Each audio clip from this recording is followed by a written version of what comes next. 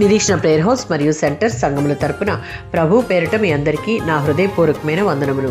ఈరోజు దేవుని వాగ్దానం 1 యోహాను పత్రిక 1వ అధ్యాయం 9వ వచనం.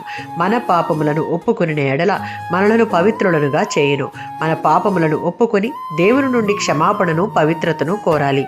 దాని ద్వారా మనకు లభించే ఫలితాలు 2. దేవుని చేత క్షమాపణ పొంది ఆయనతో సమాధానపడడం, మనలో ఉన్న అపరాధ భావన తొలగిపోవడం ద్వారా పాపపు శక్తి నిర్మూలం కావడం, తద్వారా పరిశుద్ధమైన జీవితాన్ని గడపడం. 32వ సంకీర్తన 2-5 చరణాలలో యెహోవా చేత నిర్దోషి అని ఎంచబడినవాడు, ఆత్మలో కపటము లేనివాడు ధన్యుడు. ఈ వచనంలో ఉన్నట్లు నీతి అనేది క్రియల ద్వారా సాధించేది కాక పాపాలను ఒప్పుకొని దేవునిని నమ్మడం వలన బహుమానంగా లభించేది. కాబట్టి పశ్చాత్తాపపడిన పాపులను దేవుడు నిజంగా నీతిమంతులుగా ఎంచుతాడు. అలా కాక పాపమును మనలోనే దాచిపెడితే అది కలిగించే వేదనను, శిక్షను 3-4 వచనాలు వివరిస్తూ ఉన్నాయి. దావీదు తన పాపాన్ని దాచిపెట్టి దేవుని దగ్గర దానిని ఒప్పుకొనకపోవడం వలన తన జీవితంలో అతి ముఖ్యమైన తన ఆరోగ్యాన్ని, మానసిక శాంతిని, ఆనందాన్ని, దేవుని దయను పోగొట్టుకున్నాడు.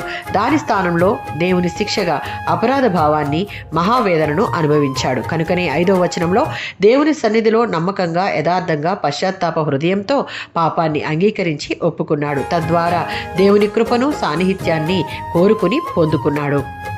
దావీదు వలె మనం కూడా దేవుని సన్నిధిని పశ్చాత్తాప హృదయంతో చేరి మన ప్రతి పాపమును దాపరికం లేకుండా ఒప్పుకునే వారంగా ఉంటే దేవుని కృపాభరితమైన క్షమాపణ దయచేసి మనలను పవిత్రులుగా చేయుటకు ఆయన ఎప్పుడూ సిద్ధమే.